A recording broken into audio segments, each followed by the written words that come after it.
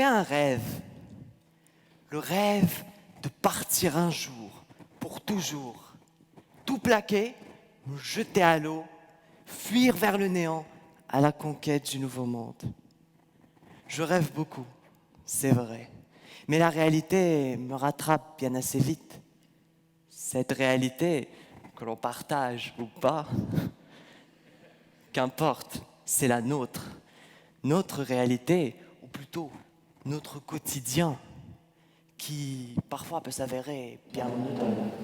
Alors on est là, face au temps qui file, aux heures qui défilent, à défiler notre fil d'actualité, à rire devant les inepties racontées, à s'informer, parfois. Alors, on pourra lire que Persévérance a bien progressé sur Mars. Mais quelques publications plus loin, on fera le triste constat que la bêtise humaine a bien persévéré sur Terre.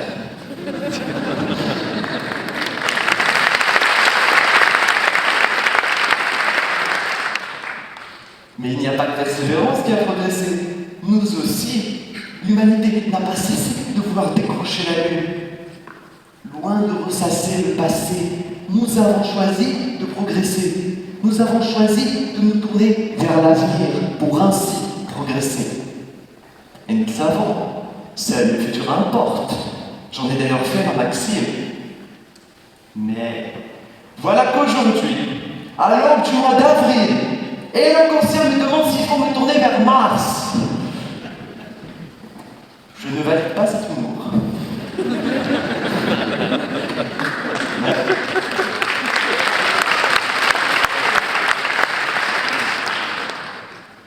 Mais dites-moi, pourquoi Mars? Pourquoi pas se tourner vers la Lune, vers Rio, vers le champ de Mars? C'est plus proche après tout. Pourquoi se tourner vers quelque chose qui nous dépasse de si loin? Après tout, nous avons découvert le Big Bang, le voyage spatial, l'ADN, mais nous ne comprenons pas ni l'univers, ni notre planète, encore moins le secret de notre existence. Comment peut-on se targuer de comprendre Mars? Quelle crédulité! À Marsir, sur un monde où règnent des températures hostiles, des pressions insoutenables et des radiations mortelles. Devrions-nous choisir ce monde et tourner le dos à la Terre? Oui, je vous parle bien de cette terre-là. Une terre outragée, une terre brisée, une terre martyrisée. Mais au lieu de la sauver, certains proposent déjà de se tourner vers Mars. Mais pourquoi faire? Pourquoi faire? On voit rouge en ce mois de mars, n'est-ce pas?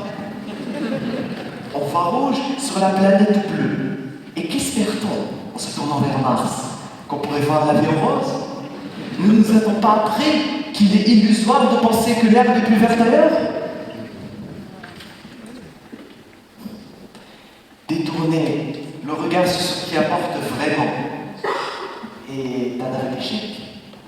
Ou, devrais-je dire, une peur de l'échec.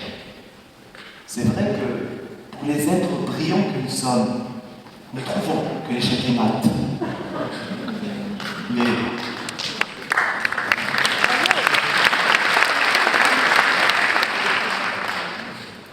Mais au lieu de l'encaisser et d'assumer, certains préfèrent fuir. Mais il n'y a pas de plan B, car il n'y a pas de planète B. Non, faut me dire non. Pourtant, je me doute bien que mes détracteurs ne sont pas d'accord. C'est après tout leur raison d'exister. Ces derniers viendront me dire que leur but n'est certainement pas de fuir, mais qu'ils voient Mars comme une page blanche, un nouveau départ, un nouveau monde. Mais on risque de vous décevoir, c'est une utopie. Si Mars est une page blanche, l'histoire de l'humanité serait alors un livre où on aurait décrit chaque instant et événement de notre histoire. Tous ces siècles de guerre et de progrès, ces C'était ardent, ces hivers rudes et ces printemps de révolution. Mais en rédigeant cet ouvrage, quelle épopée humaine, on s'est planté. Pas qu'une fois, beaucoup trop de fois. On se dit alors, en toute logique, je vous l'accorde, que recommencer serait la bonne solution. Mais c'est inutile, car après tout, les problèmes que l'on fuit, on les emporte avec soi. Et loin de toute métaphore, nous en avons la preuve. Cette idylle du nouveau monde qui nous fait tourner la tête, c'était pareil pour ces jeunes colons britanniques qui sont partis à la découverte et à la conquête de l'Amérique. Un monde qu'on leur a proposé comme délivré des mots qui rongeaient le vieux continent. Évidemment, cela n'était qu'illusion. Les guerres n'ont pas cessé, les injustices ont continué. Des opprimés sont devenus eux-mêmes des oppresseurs. Non, rien n'a changé. Tout a continué. Pire. Que voulons-nous maintenant? Nous tourner vers Mars? Vers un nouveau monde? Cela n'a aucune utilité. Nous ne devons pas nous tourner vers Mars. Et pas que, nous ne devons pas nous tourner vers nulle part ailleurs. Si on doit bien se tourner vers quelque chose, c'est nous-mêmes. Car nous sommes les seuls habilités à induire le changement. On doit se tourner vers soi, mais pas que. Car oui, que serions-nous sans les autres?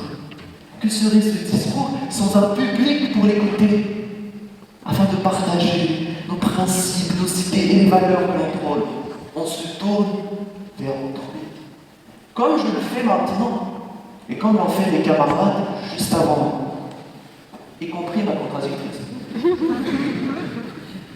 Cher jury, cher terrien, Nina,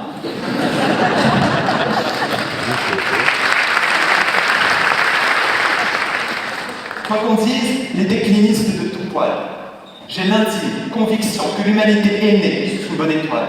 Qu'importe ce que quelques individus mal lunés ont pu lui faire comme tort. Une humanité dont le seul crime a été de rêver, tout comme moi, j'ai rêvé d'un nouveau monde. Aujourd'hui, je ne rêve plus, car je sais qu'un monde meilleur existe et qu'il est là, sous mes yeux. Alors, croyons en cette humanité et tournons-nous vers l'essentiel, c'est-à-dire vers nous-mêmes et vers les autres. Et dans 5 ans, 10 ans ou même plus, nous atteindrons des horizons que d'aucun ne peut concevoir. Et quand l'homme posera les pieds sur Mars, car oui, ce sera le cas, et peut-être même ce sera encore mieux. L'homme lèvera les yeux vers le ciel et se posera cette question, qui ferait un très bon sujet d'ailleurs. Faut-il se tourner vers la Terre?